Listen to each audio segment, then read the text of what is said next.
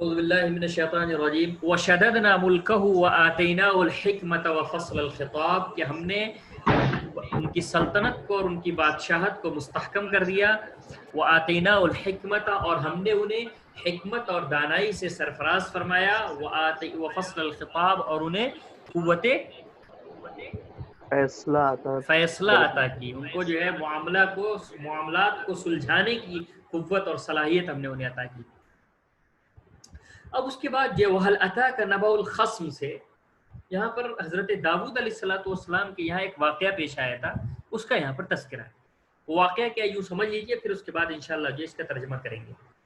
وہ واقعہ یہ ہے کہ جیسے کہ بعض روایات سے یہ بات ظاہر ہوتی ہے کہ حضرت داؤد علیہ السلام نے انہوں نے اپنی حکومت اور لوگوں کے معاملات کو دیکھنے کے لیے دن متعین کر رکھے تھے.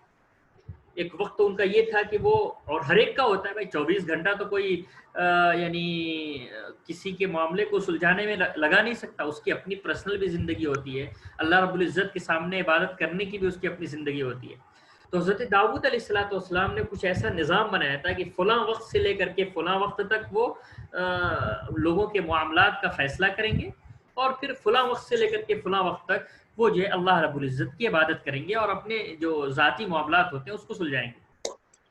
اور ظاہر ہے کہ بڑے بادشاہ ہونے کی وجہ سے بعض روایات میں بہت عجیب باتیں آتی ہیں کہ 33,000 یا 35,000 کے آس پاس جو ان کے وہ تھے، جو یعنی ان کے قلعے یا ان کے محراب یا ان کا جو محل تھا، اس کے ارد گرد جو ہے وہ ان کی حفاظت کیا کرتے تھے.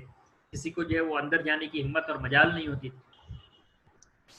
اس میں یہ ذکر ہے کہ حضرت داؤد علیہ السلام ایک مرتبہ اپنے محل کے اندر اپنے محراب، جس کے لیے یہاں پر محراب کا لفظ استعمال کیا گیا، وہاں پر وہ اپنی پرسنل حالت میں تھے. یا تو وہ عبادت کر رہے تھے، یا پھر یہ کہ کسی اور چیز میں مشغول تھے. وہ وقت جو ہے وہ کسی کے ان کے پاس حاضر ہونے کا وقت نہیں تھا، وہ وقت ان کا اپنا ذاتی تھا. اور جیسا کہ ہم نے عرض کیا تھا کہ یعنی اس سلسلے میں جو ہے بہت ساری واہیات اور خرافات پر مبنی جو روایات ہیں، جن روایات کو یہاں پر ذکر کرنا ہی جو ہے وہ سمجھ لو کہ بے حیائی کی چیز ہے. چاہے جائے کہ وہ حضرت داؤد علیہ السلام کی طرف منسوب کی جائے. جیسے جو ہے وہ اسرائیلیوں نے حضرت سلیمان علیہ السلام پر بے شمار کیچڑ اچھالے حضرت بلقیس کے حوالے سے، اسی طرح سے ان یہودیوں نے حضرت داؤد علیہ السلام پر بھی بے شمار جو وحی اور تباہی باتیں منسوب کی ہیں. یہاں تک کہ اللہ رب العزت کو حضرت سلیمان کی برات میں کہنا پڑا کہ وما کفر سلیمان ولکن الشیاطین کفروا. تو اسی طرح سے یہاں پر بھی بے شمار روایات ہیں. لیکن بہرحال واقعہ جو یہاں پر مذکور ہے وہ یہ ہے کہ حضرت داؤد علیہ السلام اپنے محراب کے اندر موجود تھے. اب دو لوگوں کے درمیان ایسا لگ رہا ہے کہ کسی بات پر اختلاف ہوا. وہ بات کیا ہے وہ آگے آ رہی ہے.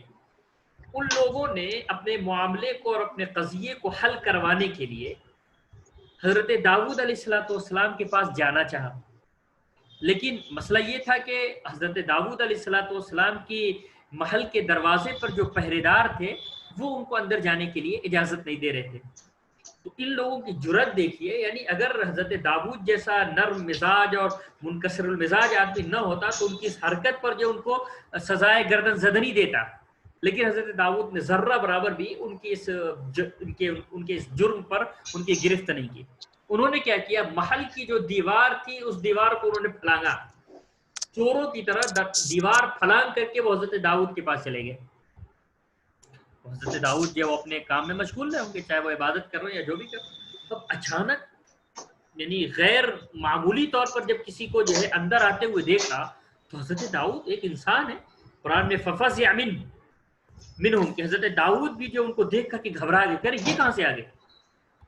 محل کو، پوری محل کی دیوار کو جو ہے پھلان کر کے اندر جانا یہ کوئی معمولی کام. حضرت داؤد کو بھی لگا کہ ایسا تو نہیں یہ چور اچکے ہوں یا خدا نخواستہ جو یہ مجھے قتل کرنے کے لیے آیا.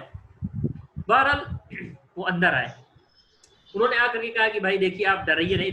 حضرت داؤد علیہ السلام سے کہا کہ آپ گھبرائیے نہیں، ہم لوگ آپ کو نقصان پہنچانے کے لیے نہیں آئے. اصل میں ہمارے درمیان جو تھوڑا سا ایک مسئلہ ہو گیا. ہم جو فریق تھے، دو فریق تھے. ایک نے کہا کہ بھائی میرا یہ ایک ساتھی ہے، اس کے پاس جو ہے 99 نعجۃ ہے، اس کے پاس 99 دمبیاں ہیں اور میرے پاس ایک دمبی ہے. اس کے پاس 99 دمبیاں ہیں اور میرے پاس ایک دمبی ہے، اور یہ چاہ رہا ہے کہ میں اس ایک دمبی کو بھی جو زبردستی اس کے حوالے کر دوں، اور وہ لے کر کے اپنی 100 دمبی پوری کرنا چاہ رہا ہے اور چونکہ یہ طاقتور ہے، چونکہ یہ جو ہے وہ اثر و رسوخ کا حامل ہے، اس لیے عزنی فی الخطاب کے بات کرنے میں یہ میرے اوپر غالب آیا تھا. سارے لوگ جو اسی کی ہاں میں ہاں ملاتے ہیں اور سارے لوگ کہہ رہے ہیں کہ میں اس کو دے دوں. ظاہر ہے میرے پاس ایک ہی دمبی ہے، میں کیسے اس کو دے دوں. حضرت داؤد علیہ السلام کو چونکہ اللہ نے بڑی بصیرت عطا فرمائی تھی، انہوں نے اس کے اس جملے کو سنا اور سامنے والے کو ظاہر ہے کہ ایک فریق کی بات کو سن کر کے کوئی فیصلہ نہیں کیا جا سکتا. حضرت داؤد نے دوسرے فریق کی یا تو بات سنی ہوگی یا نہیں سنی، تو کم از کم اس کی خاموشی کو یہ سمجھ لیا ہوگا کہ اس کا یہ اقرار ہے. چنانچہ حضرت داؤد علیہ السلام نے فرمایا کہ بھائی لقد ظلمك بسؤال نعجتك الى نعاجك، کہ اس نے جو ہے تمہاری دمبی کو جو اپنی دمبیوں میں ملانے کی جو درخواست کی ہے اور جو یہ مطالبہ کیا ہے، اس نے تمہارے اوپر ظلم کیا، یہ ظالم ہے اور اس کو اس کے ظلم کی سزا دی جائے گی. اور اس کے بعد حضرت داؤد علیہ السلام نے ایک اصولی بات کی کہ ان کثیرا من الخلطاء لیبغی بعضهم على بعض، عام طور پر جو لوگ شریک کار ہوتے ہیں، جو لوگ ایک پارٹنرشپ جو لوگ کرتے ہیں، تو ان میں جو ہے کوئی نہ کوئی کسی نہ کسی پر ظلم ضرور کرتا ہے. جو کمزور ہوتا ہے، جن کا شیئر کم ہوتا ہے، اس پر عام طور پر جو زیادہ شیئر والے لوگ ہوتے ہیں وہ ان کے اوپر مظالم ڈھاتے ہیں. تو عام طور پر ایسا ہوتا ہے. اس کے بعد حضرت داؤد علیہ السلام کو اچانک احساس ہوا، وہ ایسا لگتا ہے کہ کہیں سے جو ہے وہ اللہ رب العزت نے میرا امتحان لیا ہے، میری آزمائش کی ہے.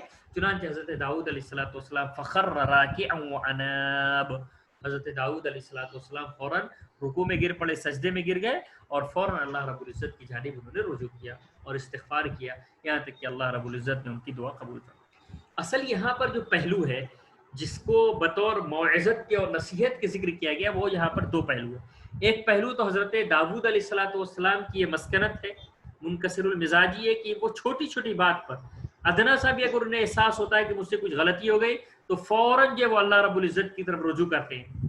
ایک تو یہ بات، اور دوسرے یہ کہ یہ جو دو فریق آئے ہوئے تھے حضرت داؤد علیہ السلام کے پاس مقدمہ لے کر کے، انہوں نے ایک تو یہ کہ یہ جرم کیا کہ دیوار پھلانگ کر کے آئے، اور دوسرے یہ کہ انہوں نے جو لہجہ اختیار کیا حضرت داؤد علیہ السلام کو مخاطب کرنے کا، وہ انتہائی سوقیانہ لہجہ تھا، انتہائی عامیانہ لہجہ تھا. دیکھیے قرآن کیا کہہ رہا ہے.